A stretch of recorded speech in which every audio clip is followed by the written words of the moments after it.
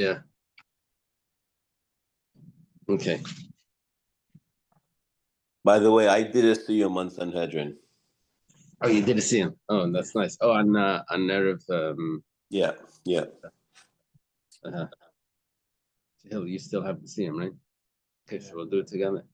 Also, it's a coming up to 7 years that we were learning together. We started Rosh Chodesh Sivan. Today's Rosh Chodesh Iyar. In 1 month, it would be 7 years. And you're right there. Okay. We're going to start today Amar of Gidl Amarav. That's on 18b. Gidl is a student of Rav. So we thank Hashem that they're able to learn Torah every day. And the schus of our learning have the base of Migdash. Learning for Refuah Shleimah for all those that need. My father. And for Naftali. Okay, so it starts like this. Amar of Gidl Amarav. Rav Gidl says in the name of his teacher Rav, Simon, there's the mnemonic to remember this is Kuza. Let's see if we can figure that out. How that's a mnemonic. It says Koyen she'achal mechatas v'asham l'fnei zrika. If a Koyen, this is significant that it's a Koyen because it's going to switch on us in a moment. If a Koyen eats from a sacrifice, a sin offering or a guilt offering before the blood is sprinkled, like it gets malchus.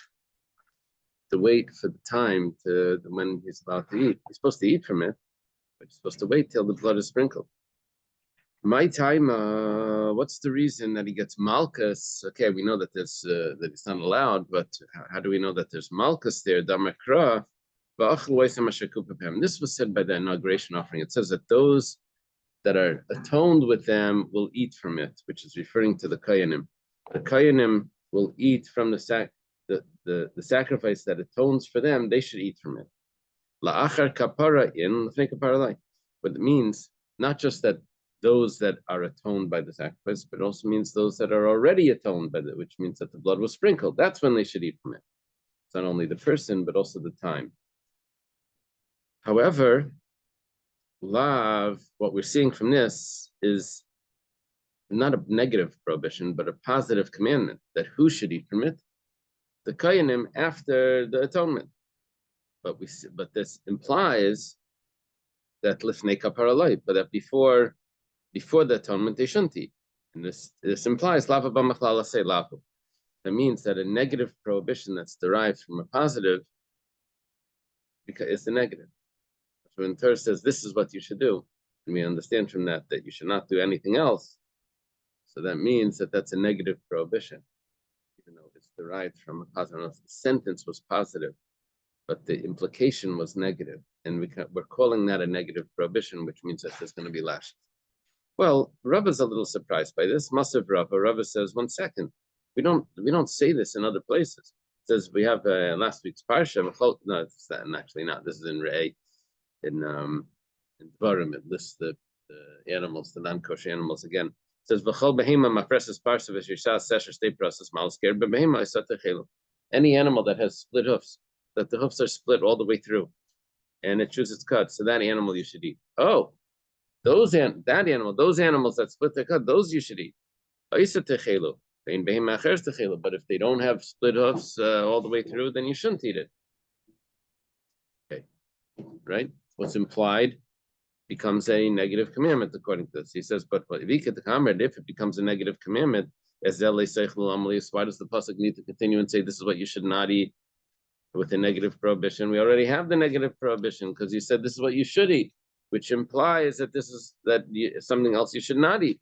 And if that would be a negative command already, then might you have to then elaborate and say the negative command?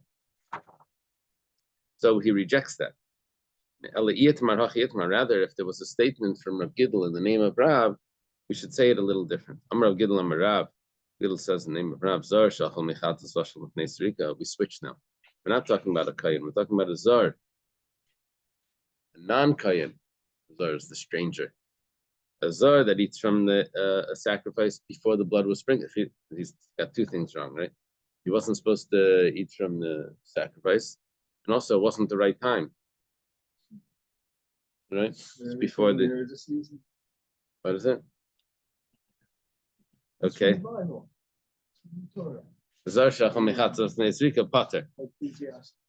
So, right, yeah. So if he eats, if a zar eats from the sacrifice before the time, so he's exempt. Before we're saying he's chayav, now we're saying he's exempt. Yeah, it switched. My time, what's the reason why he's exempt? He's exempt from lashes. Because the positive command was that those that are atoned from it, they should eat from it. And whenever I would say that those that are atoned from it, they should eat from it, which means the kayanim, they should eat from it. Then Karin Bevzar Layechal Kaidesh Haim is supposed to say. You see, what happened is this pasuk is a little bit longer than the way we quoted. The pasuk concludes that that a stranger, a non-kayan, should not eat from it because it is holy. So when do I say that the prohibition of a stranger should not eat from it, a non-kayan should not eat from it? When does that apply? That's only when the kayanim are yes allowed to eat. Then the non-kayan is not allowed to eat from it. But if we're saying that if it's not a time for the kayanim to eat from it, then it's also not the prohibition of the non-kayan should not eat from it. If it's not the time for the kayan to eat, to the kayan to eat from, because the blood wasn't sprinkled yet, so then like Karin Bevazar Layechal, so we don't have the negative prohibition of the non-kayan not eating from it. Yeah. The time the kayan eats, that's when the time the non-kayan should not eat. And that prohibition would only be at the correct time. Okay. Amar Rabbi Lazar, Amar Rabbi Shi. Rabbi Lazar says, name of Rabbi Shi, Bikurim, Anacham, Makevespem, Kriya, and Makevespem. This is a discussion that we had before, right when we learned the Mishnah. If you remember, the Mishnah said that if someone eats Bikurim before the passage is read, there's a passage that you read when you bring the Bikurim. It's Arami Ovidavi, that we say it like in Nagada, that so that passage would be like what permits the food to be eaten, the bikurim, the first fruits. Now we said in the Mishnah that this was only the opinion of Rabbi Akiva, which is also the opinion of Rabbi Shimon, but it's not the opinion of the sages. Why? We said that according to the sages, it's not the reciting of the passage which allows the bikurim to be eaten, but it's the placing it down in front of the altar. There's a hanacha versus kriya.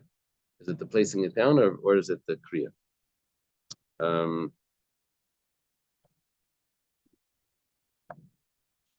Now comes along our Gemara, and we have Rabbi Lazar in the name of Rabbi Shia. Bikurim hanacha ma'kevespem, that it needs to be placed down. Kriya ma'kevespem, but not the reciting of it, which is like the opposite of our Mishnah. Okay, we know there's a machlekes. It's fine. Okay. Does Rabbi Lazar actually say that the bikurim needs to be placed down and the kriya, the reciting of it, is not significant? Right? It's not ma'akiv. It's not essential. Yeah. How do they translate ma'akavis? Essential? Okay. Essential. What's the word? Ma'akavis or ma'akev. Yeah, the word is not really essential. It doesn't mean essential, but I'm using the word essential. It fits better. Literally, it means it holds back from fulfillment, which we say, okay, essential.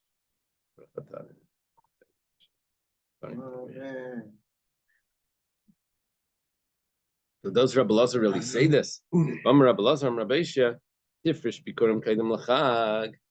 Okay, I have to tell you that there's different times for when the bikurim is brought, and the halacha switches. If it's brought in between Shavuos and Sukkos, then you do the full service. You bring the bikurim and you recite the passage as well. But if you're bringing the bikurim late after Sukkos, I think until Hanukkah, I think you have, then you bring the bikurim, but you don't recite the passage. right? You don't get the full. Has to do with the enjoyment, the joy, not the enjoyment, the joy that a person has of the fruits being ripening, and right. So that takes place when a person is happy with the fruit being ripened. It's in between Shavuos and Sukkot, so all the produce is coming in. After Sukkot, so he doesn't have the same joy anymore. It's already in the storage. He doesn't see.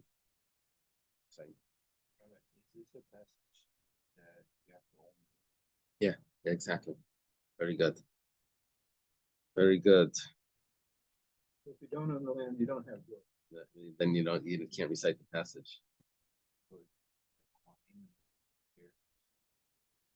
Yeah, that's gonna come up on the next page, I think. At the bottom of this page. So let's say he separates the bikurim before the holiday of Sukkot. Perfect. However, but got delayed and the holiday passed. Now he's not going to be able to recite the passage. It says Yerkavu. He has to let it rot. Came too late. These were bikurim that required the passage. Now, 1 second. We just said from Rabbi Lazar that the passage is not essential. The reciting of the passage isn't essential. Now you're telling me that you let the bikurim rot. Well, my love, the loy matzi, you should blame matzi l'mikra. It must be because you weren't able to recite the passage. If you say that reciting of the passage is not essential, why do you have the fruits rot? Well, gives a famous answer. Yeah, you want to say what the teretz? What do you want to say? No, maybe it's going to be the Gemara. It says Kid Rab Zeira, like Rab Zeira taught. Rab Zeira taught. This is a Gemara in Menachos, I guess. It says Kalarei Labila Ain Bila Makevas Bay V'Chol Shein Rei Labila Bila Makevas Bay. This was a Gemara regarding a carbon mincha, that the largest vessel that they had in the temple contained 60 sa. Not 60 sa, 60 sarin. 60 sarin. 60. Oh, that was 40 sa. This was no 21. no. This is 60 isarin.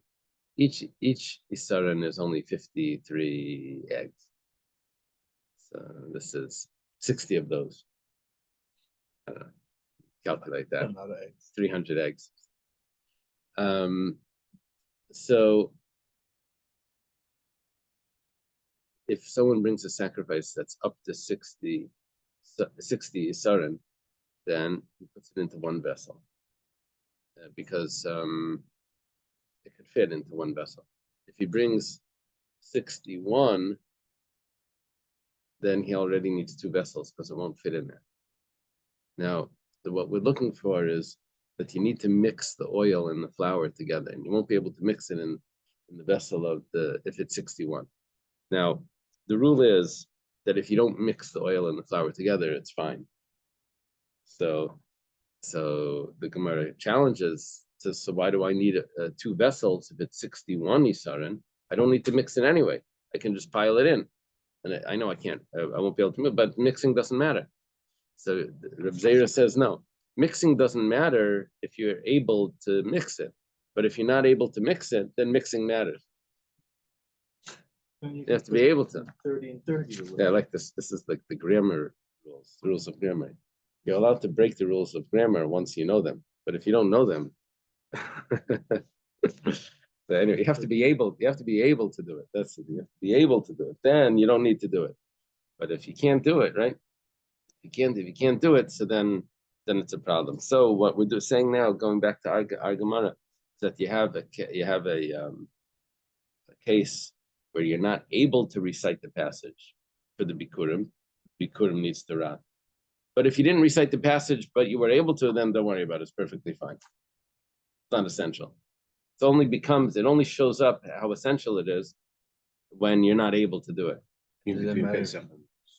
So between Shavuos and Sukkot, when you're able to recite the passage, if you don't, it's no problem. But after Sukkot, where you can't recite the passage, then it's already like puzzle. Yeah, it's good parrots. Well, it's the reason why it's not what we're saying now is that it's not ma'akiv because you're able to do it. It's a certain type of not ma'akiv. You have to be able to do it. It's not that it's not essential. It's just that it's sort of like it's as if you did it.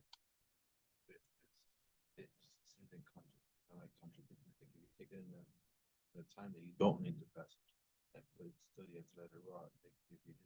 Right. No. If it required the passage because I separated it during the time, Oh, so then I need to recite the passage. I need to be able to. I guess the idea is potential. Yeah. excited. If the person is excited or not excited. Yeah. Because If it was designated during that time, the then fruit that was fine that really comes out after Right. Sukkot, then you don't need to recite the then passage. he should recite the passage. No. Well, Because you that's don't. an excitement that he has. He's No, going to eat it. the Gemara learns a certain time of when the passage is allowed to be recited. It doesn't go on the individual fruit; it goes on the season. But it's a reason why. There is a reason. There is a reason. But once they've established that season, from Can't move the season. no, it doesn't move. That's the Rabbi, yeah. seems to be like a general concept that the Gemara is trying to tell us that potential is important. Exactly. Very good. The potential is important. Sometimes it views the potential as the reality. Like over here, the potential is the reality. Anything that's right. Okay. Okay, that's a teretz. Ravacha bar Yaakov Masan Lakid Rabasi Yom Rabbi Yechanan. What just happened now is that we had a statement in the name of Rav Elazar Amar Abaishia. Rab Acha bar Yaakov has it in the name of Ravasi Amar Rabbi Yechanan, which says that bikurim need to be placed in front of the altar, but the recitation of the passage is not essential. Okay, big deal. They changed the names. So what? Well, it's not so simple. Because because of that, he had a contradiction between another statement of Rabbi Yechanan. Rabbi Yechanan, and does Rabbi Yechanan say Hanacha Bikurim Makeves? The Bikurim, sorry, Bikurim Hanacha Makeves. When it comes to Bikurim, the placing it down in front of the altar is essential. And the reciting of the passage is not essential. But Rabasi had a question from Rabbi Yechanan. Bikurim, when is the Bikurim permitted for the Kayanim to eat it? And Rabbi Yechanan responded, when are they allowed to start eating? No, sacrifices, you have to wait for the blood to be sprinkled. What about Bikurim? So Rabbi Yechanan responded, Haroyim Lakriya Mishikara. Those Bikurim that are brought before the holiday of Sukkot, that are meant to, the passage is meant to be recited. So then once the passage is recited, you can eat it. But those that are not able to, that you don't recite the passage because it's being brought after Sukkot, once it enters into the house, when it sees the face of the temple. But it doesn't say that you have to put it down in front of the altar. It means Rabbi Yechanan doesn't require placing it in front of the altar. It only requires the reciting. It's exactly the opposite of what we said in the name of Rabbi Yechanan. The Gemara says, Kasha kriya, kasha hanacha. We have a contradiction in two things. First of all, the hanacha, placing it down, is a contradiction. And also the reciting it is the contradiction. Here, before he said that reciting is not essential, and before we said that the placing it down is essential, reciting is not essential. They were saying reciting is essential. The Gemara answers like this: Kriya lekasha. We don't have a problem with reciting the contradiction in Rabbi Yechanan's statements regarding reciting, because Har Reb Shimon, Har Rabbanan. We learned already when we learned the Mishnah that there was an opinion that says that reciting is essential. There was an opinion that says reciting is not essential. Right? The Mishnah itself says reciting is essential. The Gemara says, who's the author of the Mishnah? Rabbi Akiva, which is the opinion of Reb Shimon. Rabbi Akiva Stimasa, the anonymous, right? That's what we learned in the Mishnah. So we know that there's someone that holds that reciting is essential. And then there was the Rabbanan that argued reciting is not essential. Hanacha, hanacha nami like kasha. The placing it down is also not a contradiction because Rabbi Yehuda, Rabbanan, Rabbi Yehuda holds that placing it down in front of the altar is not essential. And the Rabbanan hold that it was essential. That's what we learned back in the Mishnah. My Rabbi Yehuda, where do you get this opinion from Rabbi Yehuda? So we say the Tanya, start in a brisa. Rabbi Yehuda Aimer, Behinachtai, says that he places it down. And the Gemara learns, Rabbi Yehuda learns, Zu Tenufa. This doesn't mean placing it down, this means waving it.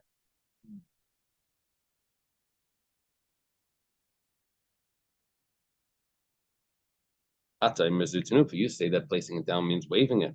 Maybe it means literally to place it down. It says, it says, no, I already have a verse that says that you place it down. So what do I do with the extra verse that says that you place it? So it's enough, it means that you wave it. Waving was that you moved it in the directions up and down. Okay. In order for this to make sense, you have to know what we learned in Zvachim 7 years ago. I think was like the first sugya that we started over there. That anything in the area of kudshim that's repeated. So I have a verse that's repeated, like the blood should be sprinkled. The blood should be sprinkled. That means that if you don't do that, then it invalidates the sacrifice. Anything that's only said once, but not repeated, so then it doesn't invalidate. It's just a mitzvah, but it doesn't invalidate. So what we're saying here is that it says twice v'hinichai, once v'hinichai, one is v'hinachai. So Rabbi Yehuda only uses one of them to say that you place it down. The other one he uses to teach me something else, which means that the placing it down is not essential. It doesn't invalidate it because it doesn't repeat itself. It doesn't say it twice. Because the two times are being used to teach me different things. And the Rabbanan would say the opposite. They would say that no, the placing it down is said twice and it's repeated, and therefore it's essential. And if you don't do it, then it's invalidates the Bikurim.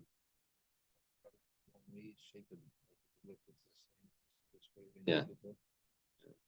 They had the hands underneath. Similar concept. Yeah. So when we do the Amida, if we're going to do it properly, if we're going to do it by memory, or we're supposed to be able to picture the letters in order to like close our eyes. Otherwise, we're supposed to connect to the letters, right? Is that correct? That's what I was taught. It's a lot like if you do it by rote, by memory, or you're supposed to actually be able to see the letters in your head, right? Is that correct? Well, that's what we teach. Talk to Shiva kids about it. That's what they teach them. Okay. So it seems like it relates to this, that the Rabbanim were able to, picture the letters in their head, and they don't need to say the written words, right? You know what I'm saying? I see what you're making a connection. So they repeat it so many times, but it's not enough to be able to speak it. Yeah, but I have to just to clarify. We're talking about here when it gets repeated, it means repeated in the text of the Torah. That in the Torah itself, it says this concept and then it says it again. Why did it say it again? First one was just to tell you that you should do it. The second one was to tell you that if you don't, you invalidated it. That's the repetition of that in the text of the Torah.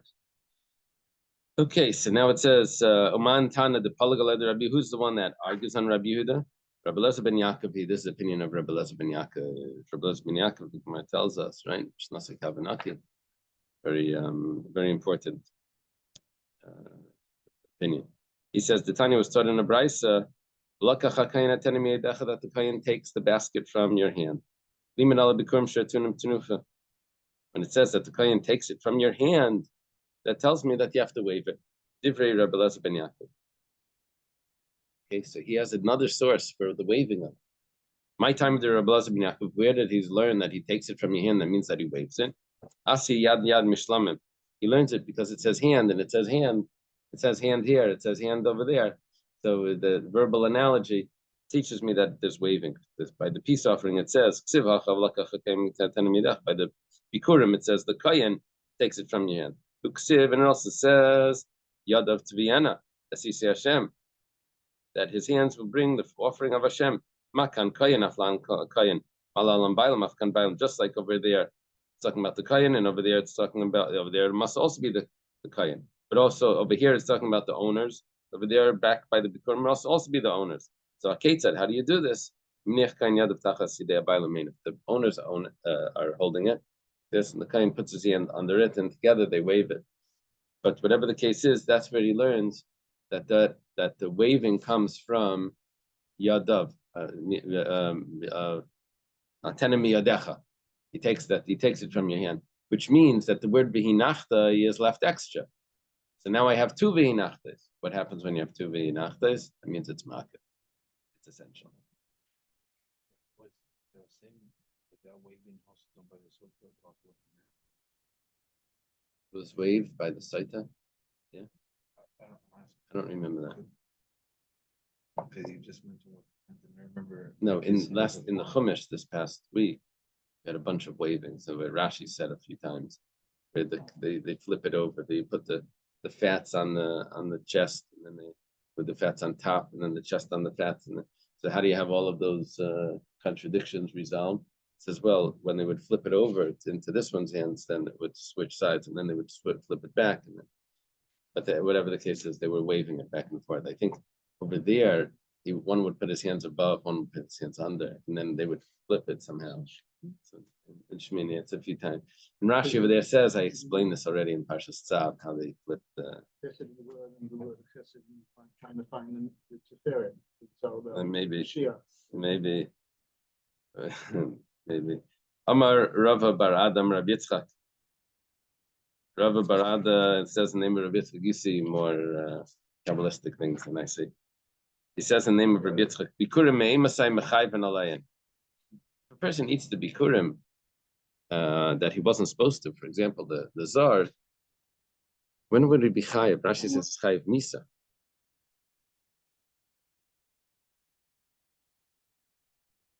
That he gets. That was a kayin that eats it. A Zar that eats it is chayiv misa. I guess misa b'deshamayim. When would it be chayiv? Mishir pnei abayas. Once it sees the house, that's already, I guess, when it's eligible to be eaten. Come on, who does that go like? Ki haitana, it goes like the following Tana. The Tanya was taught in Bais Rabbi Eliezer Reimer, Bikurim miktasim b'chutz miktasim b'fnim. Let's say it's unclear if he has two baskets or he has one basket, but if he has Bikurim that are partially inside the temple, partially outside the temple, the ones that are outside are not yet sanctified. They're like regular mundane food. But those that have entered inside the temple are in cactus called the ram. Those become holy. So in other words, once they enter into the temple, that's when there's a prohibition for anyone else to eat them. Amar Rav Sheshas. Rav Sheshas says, Bikurim hanachem makevespem, makriyem makevespem.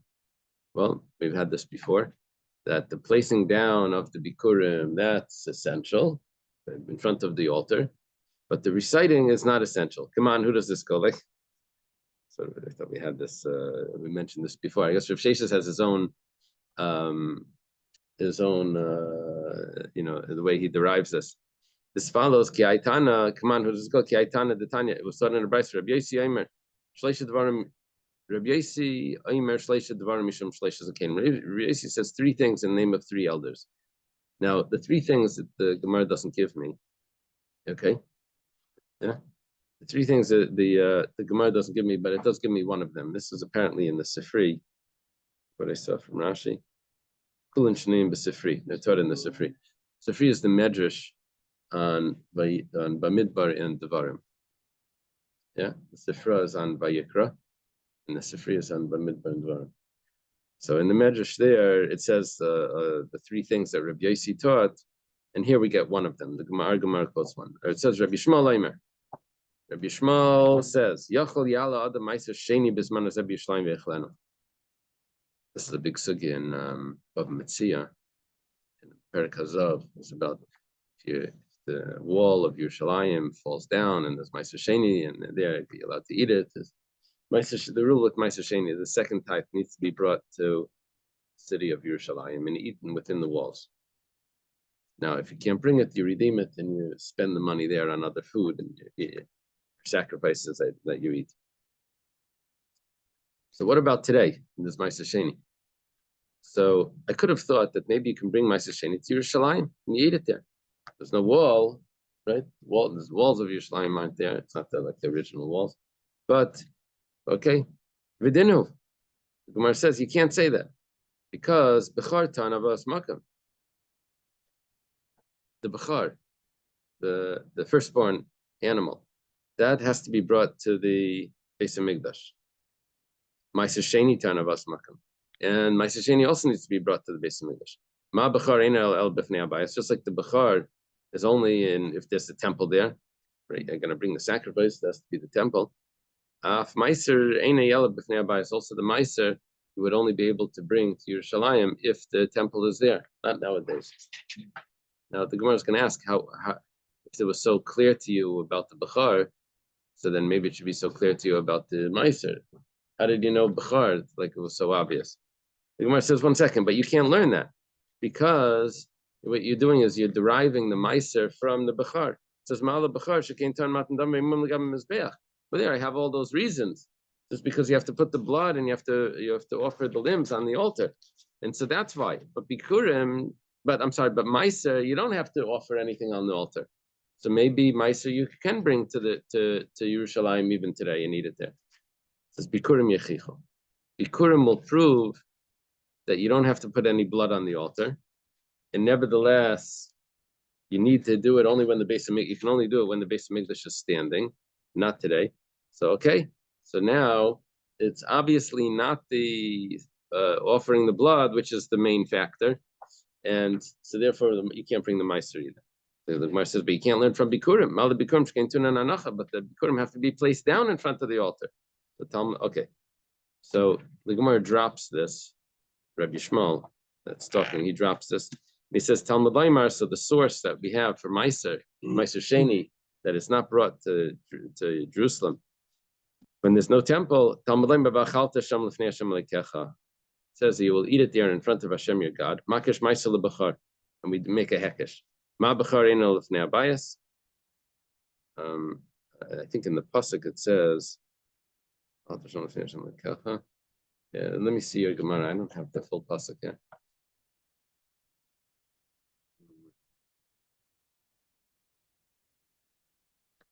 And your first in that pasuk it says, your Meiser Sheni, your wine, your oil, and the firstborn of your cattle and your flock. It says over there, Bechar Tzeinecha, whatever. It says Bechar there. So now we do a comparison in the pasuk. It says just like the Bechar, Ma Bechar.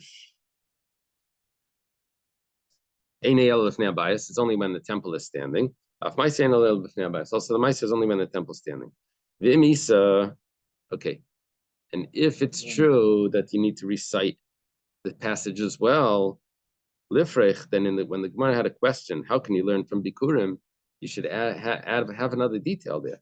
Ma'ala Bikurim came to Unim Kriya V'Anacha. Rabbi Shmuel should have said that you can't learn from Bikurim to Meiser, because Bikurim you have to recite a passage as well. Besides for putting it down, you also have to recite the passage. Should have asked that question, and he didn't ask that question. Obviously, you don't need to recite the passage. That's source. Reb Sheshis is saying that you have to put it down, but you don't need to. But the reciting of the passage is not essential. Who does this follow? It follows Rabbi Shmuel. You see from Rabbi Shmuel's question, where he didn't insert that part about reciting the passage, that he doesn't hold that reciting the passage is essential. I'm Rav Ashi. Rashi says, whoa. It says, Nehid be kuvaleka.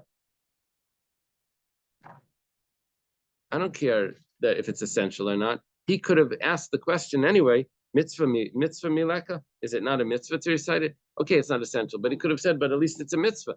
So that doesn't. The fact that he left this out of the question doesn't tell me essential, not essential, because even if it wasn't essential, he still could have put that into the question. 1 second. How can you learn from Bikurim? Bikurim has a mitzvah to recite a passage. Isn't it a mitzvah either way? It's a mitzvah either way, even if it's not essential. So that could have been part of the question. So the Velema mitzvah v'lifrech, he could have said, let's say it's a mitzvah and ask the question. Elam Ravashi, rather Ravashi says, why didn't Rabbi Shmuel mention reciting of the passage? This is Hillel mentioned this before. It says, Kivan de Ika Bikuri Ager de Boila Meimar Shenishbala Hashem Laviseinu Volemotzi Yamar Lepsikale. Because you don't always recite the passage. There are times when someone doesn't recite the passage. So he didn't want to do it. He didn't want to say that there's Bikurim has a certain factor when that factor is not always there. For example, someone that's a convert that doesn't have the land, he doesn't own the land, right? Or the land wasn't given to his forefathers, so he doesn't recite the passage, right? So that's why Rabbi Shmuel didn't put that as part of the question, because it's not always. Now the Gemara goes back and it says that why did the Rabbi Shmuel drop the ma'atzad, the ma'atzino? What happened was we said, oh, well, we'll do a comparison from Meiser to Bechar. Just like the Bechar needs to have the temple there in order to eat it, right? So too, Meiser Sheni needs to have the temple there in order to bring it to Yerushalayim in order to eat it. Bechar, the firstborn animal. Just like the firstborn animal, what's the sacrifice, needs the temple, but so the Meiser needs the temple, needs a temple in Jerusalem. So then we said, no, Bechar is different because you have to put the blood on the altar. So it says, okay, so we'll learn from Bikurim. Bikurim doesn't have blood that you put on the altar, it's just fruits that are put in a basket. So, but that needs the temple. So we'll learn from that to Meiser, which also needs the temple. There's no, you can't learn that. Because the Bikurim needs to be placed down in front of the altar. And Meiser doesn't need to be placed down. So, but usually what the Gemara does in these cases is it says, well, let's learn from both of them together. This one has something that this one doesn't have, which obviously means that the main factor is not the blood. This one has something that that one doesn't have, which obviously means that the main factor is not the placing it down in front of the temple. But the common denominator is that they both need to be brought to Jerusalem. So too, this needs to be brought to Jerusalem, this one, and okay, we'll learn from it's called Tzad HaShavah. I start off with a Binyanav, or Mamatzino, the same thing. A precedent. I have a precedent, and I'll learn from that. He said, no, the precedent is certain characteristics. So I enter something else in that doesn't have that characteristic. They said, but that has its own unique characteristics. And then I combine the two of them together that don't have each other's characters, and I can learn a third thing. That's called the Tzad HaShavah. Common factor between all three of them. But the Gemara didn't do that. Rabbi Shmuel doesn't do that. So the Gemara asks, why didn't we learn from the Tzad HaShavah, the common factor from all three? Gemara says, Mishum Dikla Mifrach, because we already knew that it wouldn't work, because we already knew the question. We foresaw what was coming. Because we could have said, but those two need something to have something to do with the altar. One needs the blood sprinkled, one needs the Bikurim need to be placed down, but Meiser Sheni doesn't have anything to do with the altar. Just go to Jerusalem and you spend the money on food and you just eat it over there. That's no altar. Gemara says, Makkos Daf, what does Rabbi Shmuel hold? Because it was very obvious to him that the Bechar needs the temple. And Meiser we didn't know about. Meiser Sheni he didn't know about. There's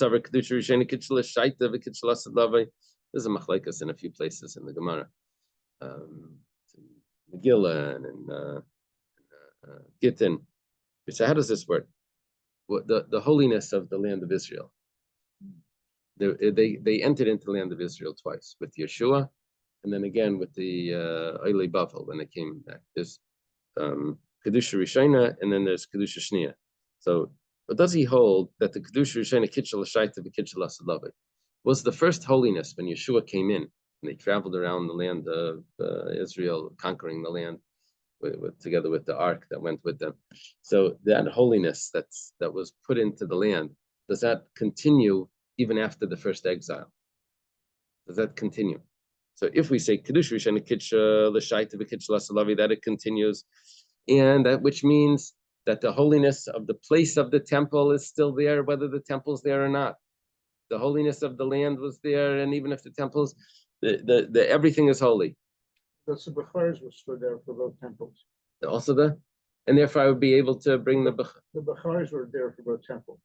That was the way they did it, right? yeah. Well, in the second temple, once I had the second temple, then fine. But we're talking about, does it continue to exist always? The holiness, is the holiness always there? That I feel a Bachar Nami. Then why do I need a temple there? Should be able to bring the Bachar. I don't need a temple. It's holy. The place of the temple would still be a place where I could bring the sacrifice. If we hold that the holiness is not there, it was only there before they were exiled. Then when they came back, they had to reconsecrate it.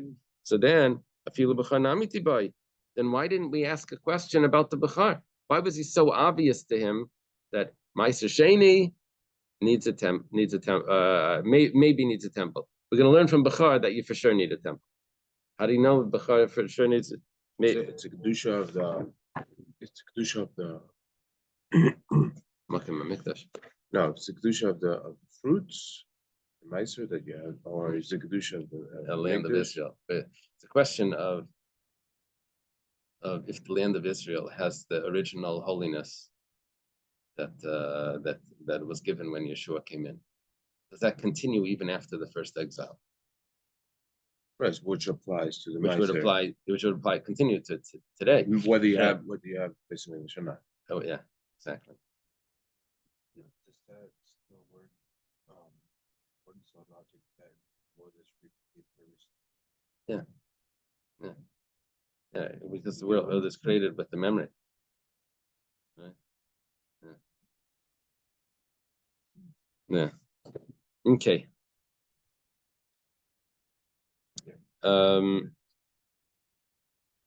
Then we should have asked the question. In other words, we should have some consistency here. If he knows that it's holy, so then why did he have a question about Meiser?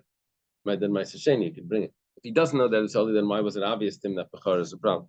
The Amar Rabina, Lailam Kasava, really he holds Kitshel Shaitavli Kitshel Asalavi, that the first holiness when Yeshua came in was only temporary, it was only for that time. We're talking about over here a very interesting case. The firstborn animal was brought as a sacrifice because the temple was standing, and they sprinkled the blood. And that day, it was a sad day, Tisha B'Av, B'charav Abayas, V'adayim B'sari Kaim, and no one got a chance to eat the meat. So, Makshinan B'sari L'damai. What we did was, we do a comparison, the flesh to the blood. Ma Damei B'mizbeach, just like the blood was only sprinkled because the altar was there. Af B'sari B'mizbeach, also the eating of the flesh needs to have the altar there. And then what we wanted to do was a makish meiser lebachar, and then we wanted to do a comparison between the meiser to the flesh of the bachar. So the Gemara says, but we have another rule in Zvachim that if something is derived from one comparison, then you can't do a second comparison to learn from that. Comparisons can only go one step. You can't keep doing comparisons from the thing that you compared it to, right? It would you can't do dominoes, right? So by kachim, the Gemara answers meiser dagan chulin hu. It's not kachim, so we can do a double comparison. We compared the flesh to the blood that needs the altar, and now we do the meiser, which is grain, to the flesh. This all makes sense if you follow the item that's being learned. And since the item that's being learned is the Meiser Sheni, and we say that that's not considered consecrated, that's considered mundane food. There's a machlekes if it's considered mundane, or but whatever the case is, now we're following that it's mundane. But this would only fit according to the opinion that says that when you're doing this double hekesh, what do I look at? I look at the thing that's being learned, and what's being learned is not kachim. But if I follow the teacher, the one that's teaching it, so Ma'ikla, what are we going to say? This is the teacher is kachim. We're learning from a karban, the dam to the flesh, the blood from the blood to the flesh, and from the flesh to the. If I follow the teacher's the flesh. I can't do a double comparison. It says Dama Basar Chad Milsi. The Gemara says really the flesh and the blood is really one, and it's not considered a comparison. I'm only learning one comparison. Now we combine them together. There's only one comparison over to the Meiser. Okay, guess we have to leave it here. Okay, everyone knows the party that we're having. David Gold arranged the boat for us. I have to see him on Wednesday on Sanhedrin. On Wednesday for what? Nice. Enjoy. Yeah. Okay. Post it on the chat where and when. Thanks. Okay. Okay, have a good day. Have a good day. Okay. How much people are like, oh, it's McCartney.